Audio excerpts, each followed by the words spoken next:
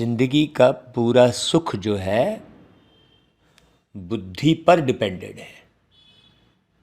आप यदि गौर करेंगे तो आपको पूरा क्लियर समझ में आएगा कि जितने भी लोग जिंदगी जी रहे हैं सब अपनी अपनी बुद्धि के आधार पर ही जी रहे हैं। जैसे एक व्यक्ति है, वो जूते चप्पल सिल रहा है, मोची का काम कर रहा है, तो उसकी बुद्धि वहीं तक है। उसको आप जितना भी नया रास्ता दिखाओगे, नई बात बताओगे, लेकिन उसकी बुद्धि कहाँ अटकी हुई है? उसने ये अपनी बुद्धि से डिसीजन ले लिया है कि नहीं, मुझे तो यही कार्य करना है, इसी से मेरी ज़िंदगी चल रही है, इसको नहीं छोड़ सकता भाई मैं। ऐसे ही बुद्धि का जो कनेक्शन है वो जिधर आत्मा का जुड़ जाता है वहाँ ही आत्मा उलझी रहती है। प्यारे पिता परमात्मा आके करते क्या है वास्तव में? बुद्धि के कनेक्शन को डाइवर्ट करते हैं। मूल बात। इसलिए बाबा हमेशा कहते हैं कि बच्चे, बुद्धि का योग मुझ बाप से लगाओ। ये बड़ी गहरी बात समझने की है। जिसने जिसने भी अपने बुद्धि को ट्रांसफर किया है, देखो एक होता है, कहते हैं ना ट्रांस में जाना, वास्तव में ट्रांसफर करना, परिवर्तित करना, चेंज करना, वो है ट्रांस में जाना। अब बहुत लोग सोचते हैं चलो ऊपर। ऊपर मतलब क्या? ऊपर तो एक निवास स्थान है जहाँ बाबा कहता है बच्चे तुम लटके रहोगे। अभी बुद्धि ऊपर ले जाने का अर्थ क्या है कि मंजिल अपनी ऊंची बनाना, अपनी अवस्था ऊंची बनाना, दिव्य बुद्धि बनाना, समझदार बुद्धि बनाना, एक एक बात की गहरी समझ हो, मूंझे हुए ना हो, उलझे हुए ना हो। तो देखो अभी तो बुद्धि संबंधों में लगी रहती है, रिश्ते नातों में लगी रहती है, तो धन दौलत में लगी रहती है, तो मान सम्मान में लगी रहती है? या एक व्यापारी है, अब वो उसी व्यापार को कर रहा है, वो उसी में बुद्धि लगी है, ऐसे उलझे हुए हैं। हम जाते हैं जैसे दुकानों में कहीं पर भी, तो हम कहते हैं अच्छा बढ़िया डूबे हुए हो भाई इसी कागजों में। अब एक व्यक्ति है, वो कचरा ही बीन रहा है? उसकी बुद्धि कहाँ लटकी है? कचरा बीनने में। तो अब वो क्या हो रहा है? वो कोई भी सुख नहीं ले पा रहा है। ना तो वो पारिवारिक सुख ले पा रहा है, ना सामाजिक सुख ले पा रहा है, ना भौतिक सुख ले पा रहा है, बुद्धि एक जगह पे फंसी रहने के कारण। बाबा कहते हैं बच्चे विशाल बुद्धि बनाओ। देखो बाबा की बातें यदि हम विचार सागर मंथन करते हैं तो बहुत अपनी स्थिति को बहुत सुंदर बना सकते हैं। अब जैसे एक मान लो एक सास है, उसकी बहू से नहीं पट रही है, तो सास की बुद्धि पूरे समय कहाँ लटकी रहेगी? वो बहू में ही लटकी रहेगी। वो हैरान होती रहेगी, उससे न्यारी नहीं हो पाती है, वो डिसीजन नहीं ले पाती है। फिर क्या करूं, इससे कैसे छुटकारा पाऊं? ऐसे। और किसी की प्रीत जुटी है, मान लो बुद्धि की प्रीत, वो जो प्रीत जुटी है वो भी बुद्धि की ही जुटी है तो वो भी उलझा हुआ है।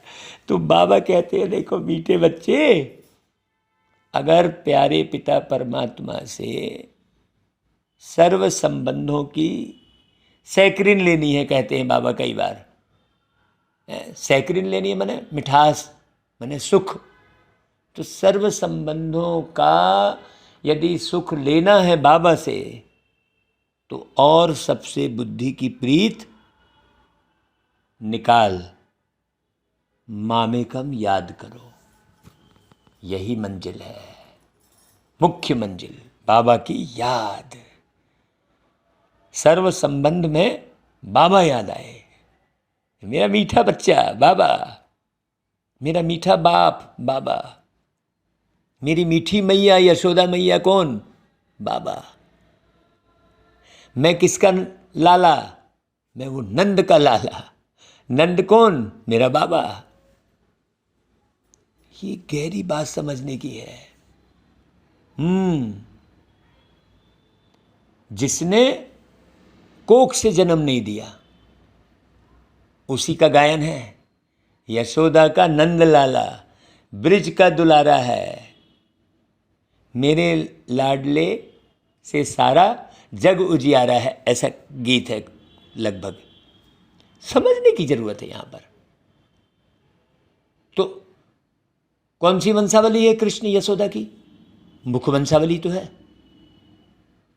नंद बाबा की कौन सी वंशावली है? कृष्ण मुख वंशावली है, और उन्हीं का गायन है। कुख वंशावली का कहाँ गायन है? स्पष्ट है। देखिए, कृष्ण जन्म की कथा को यदि स्पष्ट किया जाए तो इसमें इतना गहरे सार सामने आएंगे जो आप हतप्रभ रह जाएंगे। तो बाबा की मुरली में वही सब कुछ बताया जा रहा है। बहुत गहरे से समझना है। तुम बच्चे इस समय कौन सा कर्म करते हो जिसके रिटर्न में साहूकार बन जाते हो? कौन सा कर्म भाई? सबसे अच्छे से अच्छा कर्म है ज्ञान रत्नों का दान करना। ज्ञान फिर रत्न कहा है ना। हाँ, ऐसे तो ज्ञान दुनिया में बहुत है, लेकिन रत्न बात ही अलग हो गई। मतलब हम उसमें रत रहें निरंतर, तब उसमें से जो खजाना निकलेगा, हाँ, वो रत्न होंगे ना। रत्न तो बहुत छोटे से होते हैं ना। अभी बहुत ध्यान से सुनना। ज्ञान रत्न की परिभाषा प्यारे बाबा बता रहे हैं।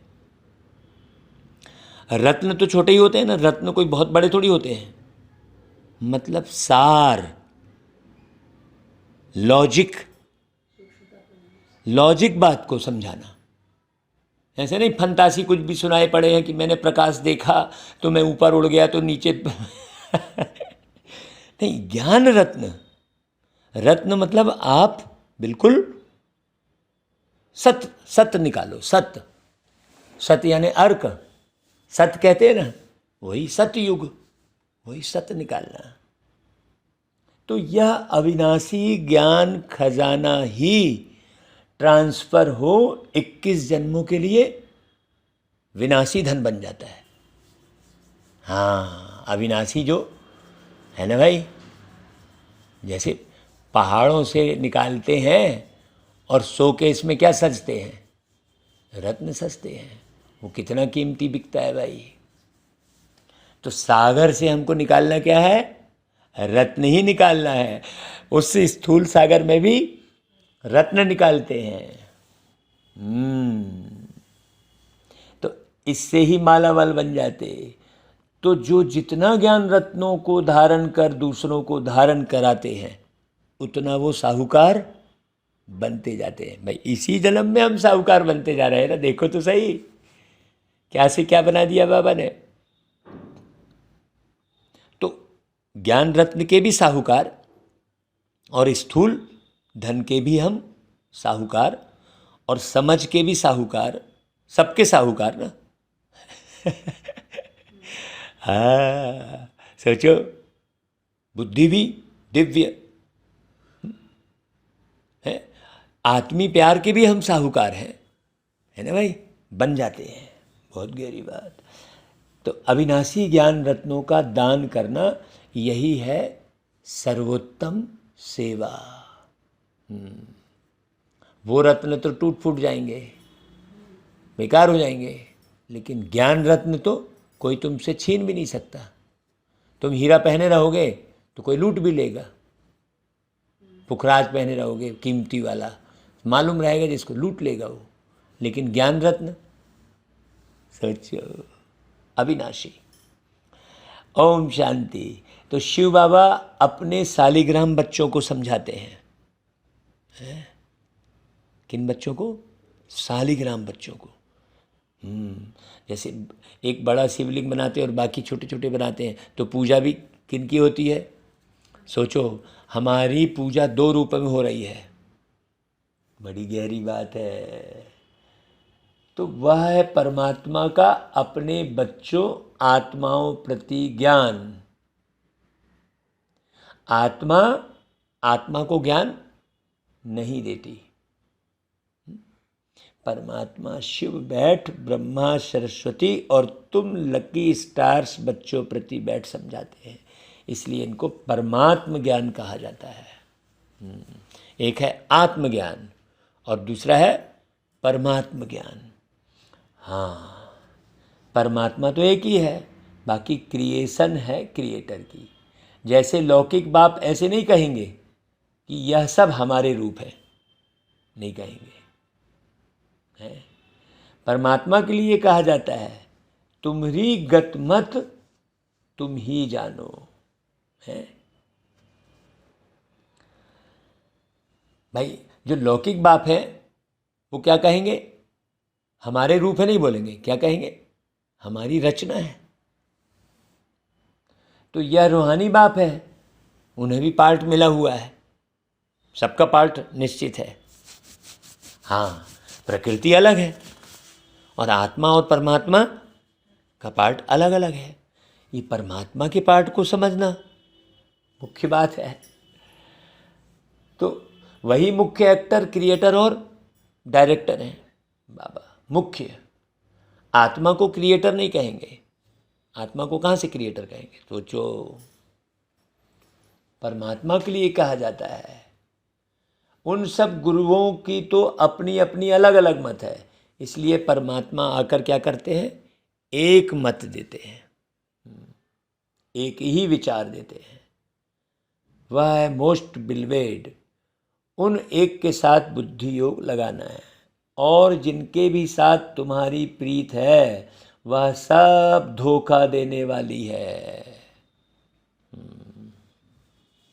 आज नहीं तो कल तुम शरीर छोड़ोगे भाई।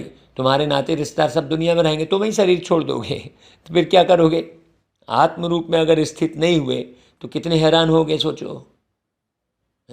अब तुम शरीर नहीं छोड़े, तुम्हारे नाते रिश्तेदार शरीर छोड़ के चल दिए, फिर और आत्म रूप में स्थित रहेंगे तो हम अपनी प्रैक्टिकल जीवन की बात बता रहे हैं। आत्म रूप में स्थित थे तो पिताजी शरीर छोड़े तो मालूम पड़ा कहाँ है भाई वो। मैया शरीर छोड़ी तो मालूम पड़ा, तो कुछ तकलीफ ही नहीं हुई है। सोचो, आत्मीय रिश्ता कायम करने से कितना फायदा होता है। तो यही अविनाशी ज्ञान खजाना है। हाँ, बाबा कहते हैं और तरफ से बुद्धि निकालो, मैं तुमको सब संबंधों का सुख दूंगा। स्पष्ट कह रहे हैं बाबा। सही में ये कोई अनुभव किया होगा, बाबा से सर्व संबंधों का सुख। ये पॉइंट जरा नोट करना। जब बाबा से सर्व संबंधों का सुख प्राप्त होने लगेगा, तब समझना कि आप सुखधाम में जाने वाले हो। हाँ, बड़ी गहरी बात है भाई। बाबा कहते हैं यही है मंजिल। देखो मंजिल कौन सी है? सुखधाम, सतयुग। तो वो मंजिल कैसे पाओगे भाई? तुम अभी सर्व संबंधों का सुख अलग अलग लोगों से लेते रहोगे तो तुम मंजिल कैसे पाओगे? तो जो बाबा कह रहे हैं यही है मंजिल, ये समझने की बात है बड़ी गहरी। हाँ, बाबा कहते मैं सबका डायरेक्ट डैड भी हूँ।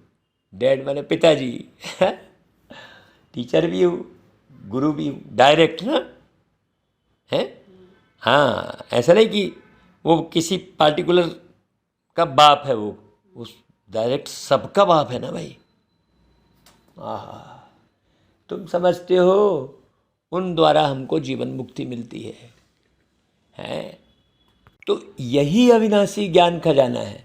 यह खजाना ट्रांसफर हो फिर 21 जन्म के लिए विनाशी धन बन जाता है। हाँ, वहाँ पर ज्ञानवान वाली कोई बात ही नहीं रहती है। लो बढ़िया है, सारे सुख होंगे, एकदम रिफाइंड साइंस होगी। यहाँ तो भैया मैंने मोबाइल फट गया तो ले गए तुम चिथड़े उड़ गए तुम्हारे, तो सुख कहाँ है? सोचो, 21 जन्म हम बहुत माला माल हो जाते हैं, राजाओं का राजा बनते हैं। वही तो कृष्ण है। सोचो, कृष्ण को आज तक भी झूले में झुला रहे हैं। सोचो, उनके मंदिरों में स्वर्ण चढ़ रहा है। बालाजी के मंदिर में देखो है, तो जब चैतन्य में रहे होंगे तो सोचो। तो इस अविनाशी धन का दान करना है। कल बाबा ने कहा था ना, फिलैंथ्रोपिस्ट बनना है। आगे तो विनाशी धन दान करते थे तो अल्पकाल क्षण भंगुर सुख दूसरे जन्म में मिलता था। कहा जाता है पास्ट जन्म में कुछ दान पुण्य किया है जिसका फल मिला है, वह फल एक जन्म का ही मिलता है। जन्म जन्मांतर की प्रारब्ध नहीं कहेंगे, पिछले जन्म में ऐसा कहेंगे। हम जो अब करेंगे उसकी प्रारब्ध हमको जन्म जन्मांतर मिलेगी। तो अब यह है अनेक जन्मों की बाजी। ये कैसी लग रही है बात? राइट लग रही है या बस खाली सुन रहे हैं अपन? सोचो, परमात्मा से बेहद का वर्षा लेना है। सबसे अच्छा कर्म है अविनाशी ज्ञान खजाना दान करना। तो जितना धारण कर औरों को कराएंगे उतना खुद भी साहूकार बनेंगे। एकदम एक्यूरेट चलना। औरों को भी बनाएंगे फिर है। अब पहले से ही एहसास हो रहा है कि बहुत बेहतर सेवा होने वाली है। ऐसा होता है ना भाई? क्यों ऐसा एहसास हो रहा है? क्योंकि बाबा ज्ञान रत्नों से सजा रहा है, श्रृंगार कर रहा है, तो सब आकर्षित होने ही वाले हैं। तो यह है सर्वोत्तम सेवा जिससे सद्गति होती है। देवताओं की रस्म रिवाज देखो कैसे संपूर्ण निर्विकारी, अहिंसा परमो धर्म है। प्यूरिफिकेशन मतलब संपूर्ण पवित्रता सतयुग त्रेता में ही रहती है। देवताएं ही बहिष्ठ में रहने वाले हैं, उन्हों को ही ऊंच गाते हैं। देवता ही पैराडाइज में रहते हैं। जो सूर्यवंशी सतयुग में बनते हैं वही संपूर्ण है। फिर थोड़ी खाद पड़ जाती है। सतयुग के बाद त्रेता, हमने बताया था ना, त्रेता मतलब तिरिया का भान आ जाना, नारी का भान आना, बस हल्का सा, हाँ, खाद पड़ जाती है। अब तुम समझते हो देवताएं किस बहिष्ठ के निवासी हैं।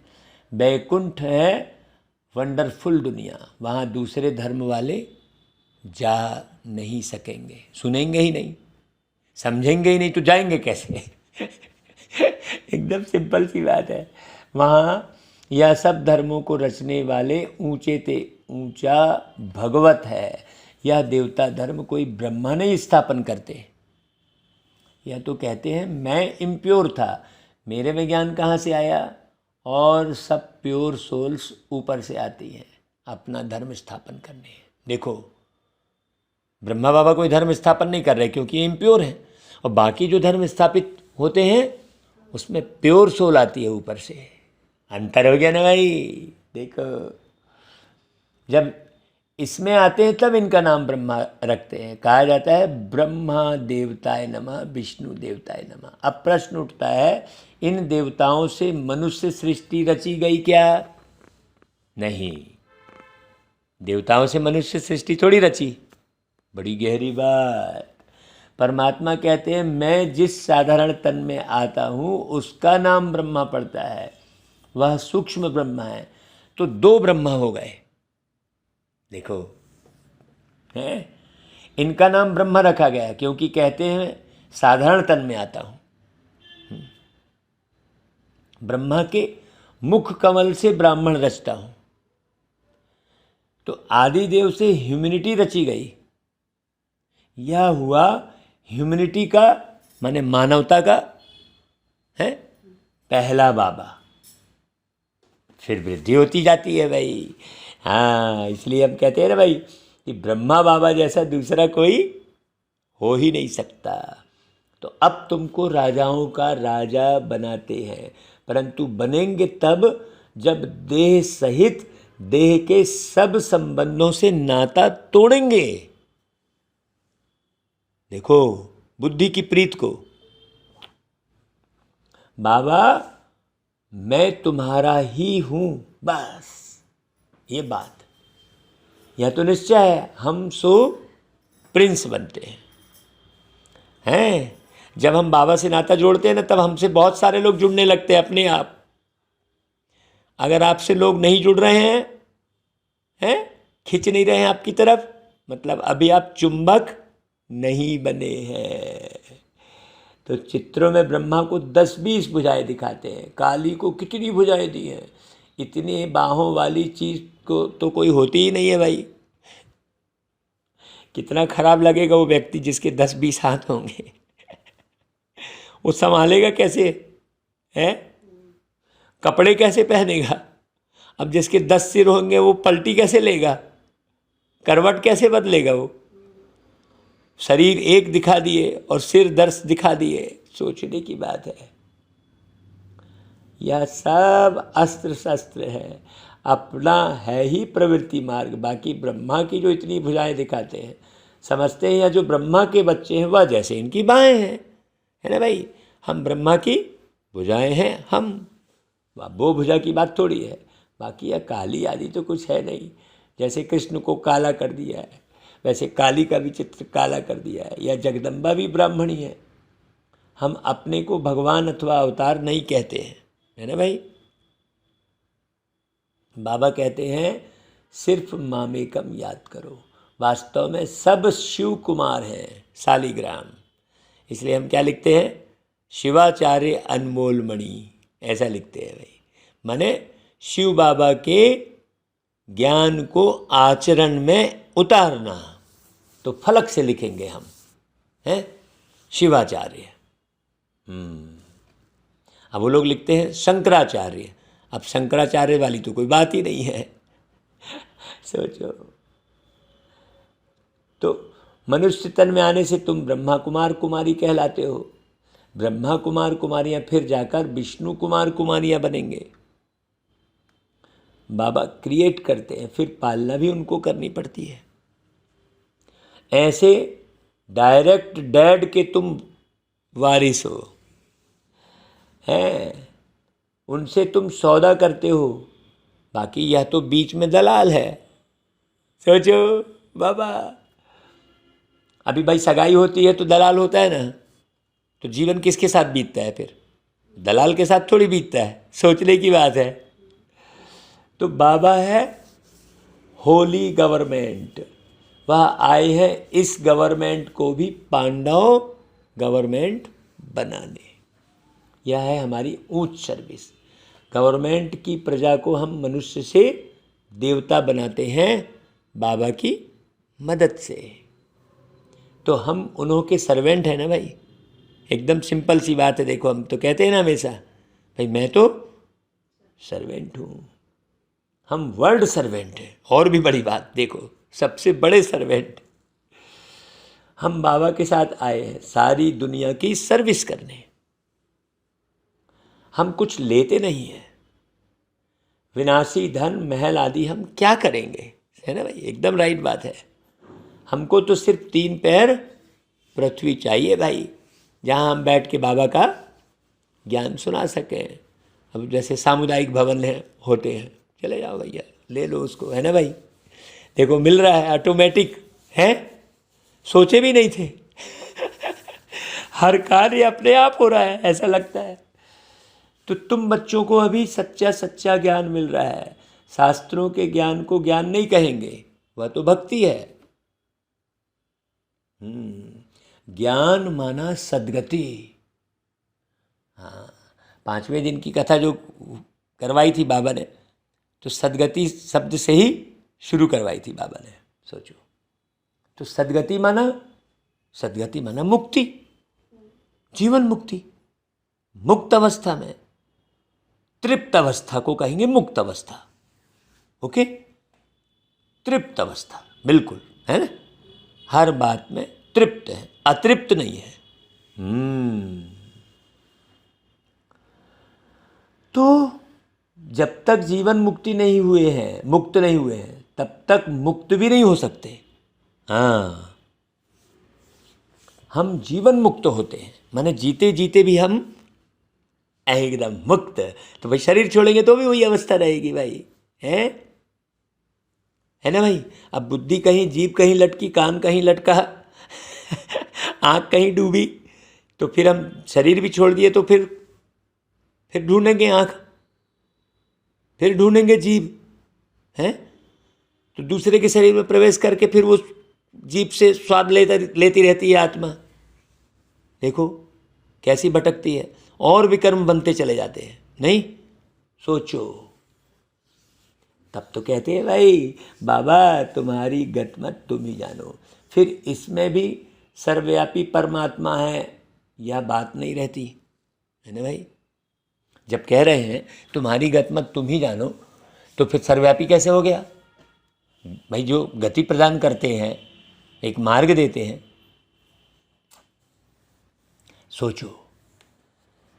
तो या तो कहते हैं कल्प कल्प मैं अपनी मत से सबकी सद्गति करता हूँ। सद्गति के साथ गति आ ही जाती है। नई दुनिया में रहते ही थोड़े हैं। बाबा की मुरली में, रोज की मुरली में एक एक शब्द अलग अलग तरीके से समझाते हैं बाबा। कोई उसको रुक कर समझने वाला चाहिए।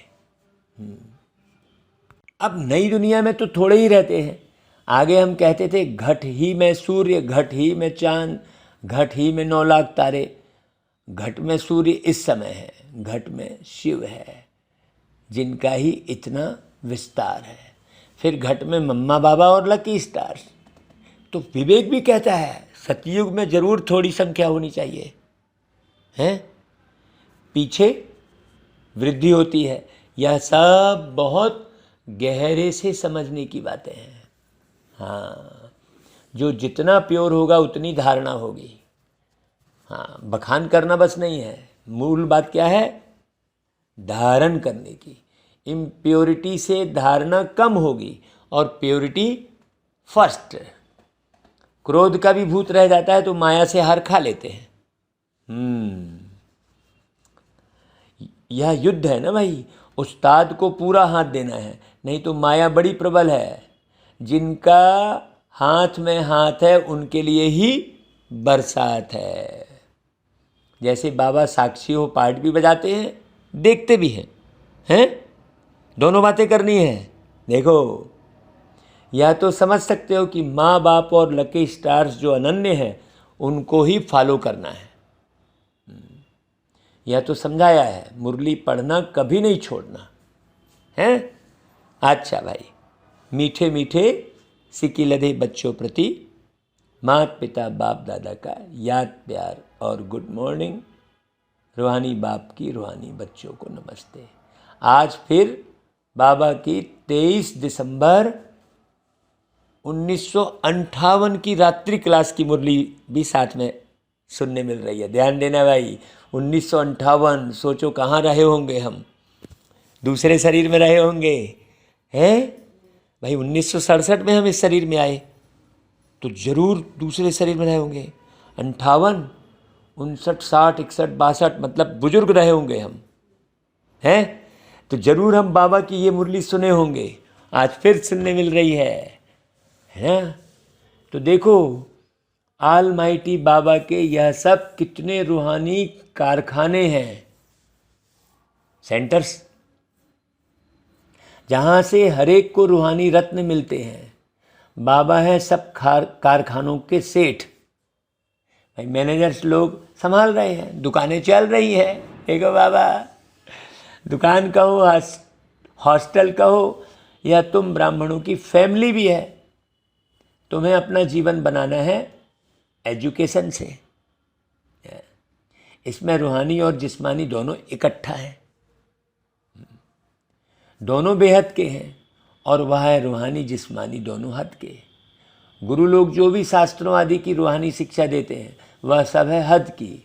हम किसी मनुष्य को गुरु नहीं मानते हैं ना, यहाँ पर हमारे हैं ही एक सदगुरु जो एक ही रथ में आते हैं। घड़ी घड़ी उनको याद करेंगे तभी विकर्म विनाश होंगे। बाबा को तुमको धन उन ग्रैंडफादर से मिलता है, इसलिए उनको याद करना है। कोई भी कर्म ऐसा नहीं करना है जो विकर्म बन जाए। देखो भाई, सतयुग में तो कर्म अकर्म होते हैं और यहाँ कर्म बार बार विकर्म होते ही हैं। बिल्कुल बारीक बात है। क्यों होते हैं बार बार विकर्म?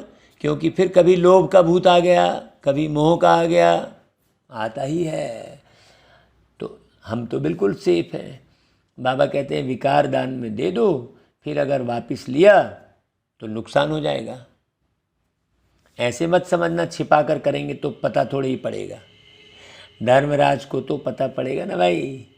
इस समय ही बाबा को अंतर्यामी कहा जाता है। हर एक बच्चे का रजिस्टर वह देख सकते हैं। हम बच्चों के अंदर को जानने वाले हैं, इसलिए छिपाना ही नहीं चाहिए। सोचो, ऐसे भी चिट्ठी लिखते हैं कि बाबा हमारे से भूल हुई है, माफ़ करना। धर्मराज की दरबार में सजा नहीं देना, जैसे कि डायरेक्ट शिव बाबा को लिखते हैं। बाबा के नाम पर इस पोस्ट बॉक्स में चिट्ठी डाल देते हैं। भूल बताने से आधी सजा कम हो जाएगी। यहाँ प्यूरिटी बहुत चाहिए। मतलब आप भूल करके भी छुपा के रखे हो तो वो भी इम्प्यूरिटी हो गई ना भाई, है ना भाई? हाँ, तो उसे बता दिए तो प्योर हो गए तुम, नहीं तो छुपा के धरे हो। भाई घाव को जैसे छुपा के धरे तो वो बढ़ता जाएगा ना भाई। तो सर्वगुण संपन्न 16 कला संपन्न यहाँ ही बनना है। रिहर्सल यहाँ होगी, फिर वहाँ प्रैक्टिकल में पार्ट बजाना है। अभी तो चुनाव का काम चल रहा है ना भाई। हाँ, वो चुनाव 5 वर्ष में एक बार होता है और ये चुनाव 5000 साल में एक बार होता है। 000 लग गया वो 5 वर्ष में है। अब यहाँ 5000 में 000 लग गया है। मैं पुरुषार्थी और मेरे ब्रह्मा बाबा और शिव बाबा तीनों 000 हो गए भाई। गहरी बात। तो अपनी जांच करनी है। कोई विकर्म तो नहीं करते हैं। संकल्प तो बहुत आएंगे भाई, माया बहुत परीक्षा लेगी, लेकिन डरना मत। बहुत नुकसान होंगे, धंधा नहीं चलेगा, टांग टूट जाएगी, बीमार हो पड़ेंगे, कई प्रकार से ऐसे आएगा। कुछ भी हो जाए, बाबा का हाथ नहीं छोड़ना।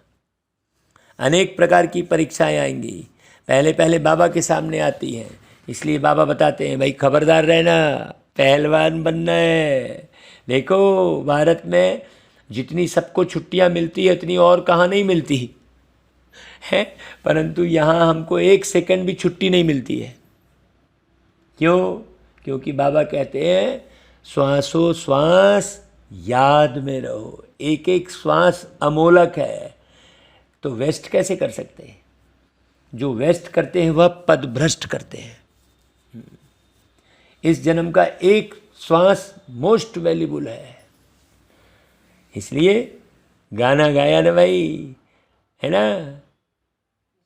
याद याद याद तेरी याद आ रही है, तेरी याद आ रही है, तेरी याद में बाबा हर सांस जा रही है।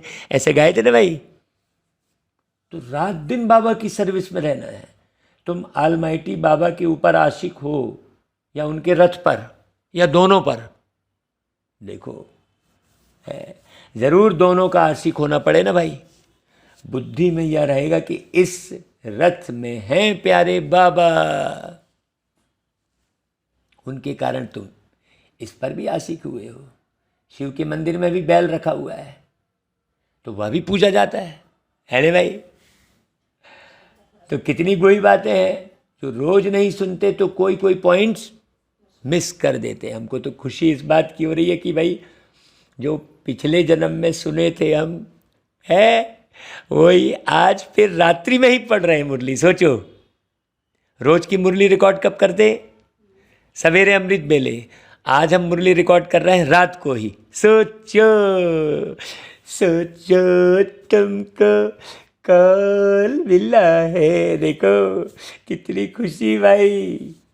तो रोज सुनने वाले कभी पॉइंट्स में फेल नहीं होंगे मैनर्स भी अच्छे रहेंगे। बाबा की याद में बहुत प्रॉफिट है, फ़ायदा ही फ़ायदा है। फिर है बाबा की नॉलेज को याद करना। पहले तो बाबा को याद करना, फिर बाबा ने क्या कहा, कैसा कहा, कितने मीठे से पढ़ाते बाबा। तो योग में भी प्रॉफिट, फिर ज्ञान में भी प्रॉफिट। तो बाबा को याद करना इसमें है मोस्ट प्रॉफिट, क्योंकि विकर्म विनाश होते हैं ना भाई, सबसे बड़ी बात, खुशी की बात। और फिर पद भी मिलता है, ऊंचा पद मिलता है भाई। अच्छा, मीठे मीठे सिकिलदे बच्चों प्रति माता पिता बाप दादा का याद प्यार और गुड नाइट बाबा। देखो आनंद आ गया, हमने तो सोचा भी नहीं था कि आज रात्रि मुरली सुनने मिलेगी। तो रूहानी बाप की रूहानी बच्चों को नमस्ते, और हम रूहानी बच्चों की रूहानी माता पिता बाप दादा को याद प्यार गुड मॉर्निंग और नमस्ते। देखो भाई, धारणा के लिए जो सार है ना, वो वही गीत है भाई। याद याद याद तेरी याद आ रही है ना भाई। तो श्वासों श्वास बाप को याद करना है, एक भी श्वास व्यर्थ नहीं गंवाना है। हाँ, क्योंकि आप क्रोध भी करोगे तो श्वास में ही करोगे, चिल्लाओगे, अंदर सांस ले लेके ही क्रोध में रहोगे, लोभ में भी रहोगे तो क्रोध में भी रहोगे तो भी सांस है। तो बाबा की याद में रहो श्वासों श्वास। हाँ, बहुत गहरी बात। कोई भी कर्म ऐसा नहीं करना है जो विकर्म बन जाए। उस्ताद के हाथ में हाथ दे संपूर्ण पावन बनना है। कभी क्रोध के वशीभूत होकर माया से हार नहीं खानी है, पहलवान बनना है। अच्छा भाई, वरदान। समर्थ स्थिति के आसन पर बैठ व्यर्थ और समर्थ का निर्णय करने वाले स्मृति स्वरूप भाव। व्यर्थ क्या है, समर्थ क्या है, ये एक्यूरेट समझ में आना चाहिए। इस ज्ञान का इसेंस है स्मृति स्वरूप बनना। हर कार्य करने के पहले इस वरदान द्वारा समर्थ स्थिति के आसन पर बैठ निर्णय करो कि यह व्यर्थ है व समर्थ है। फिर कर्म में आओ। कर्म करने के बाद फिर चेक करो कि कर्म का आदि मध्य और अंत तीनों काल समर्थ रहा। तो यह समर्थ स्थिति का आसन ही हंस आसन है।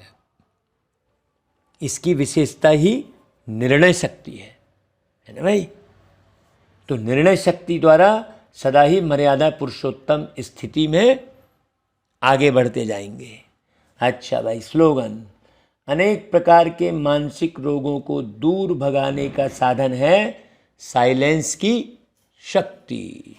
अच्छा भाई, ओम शांति।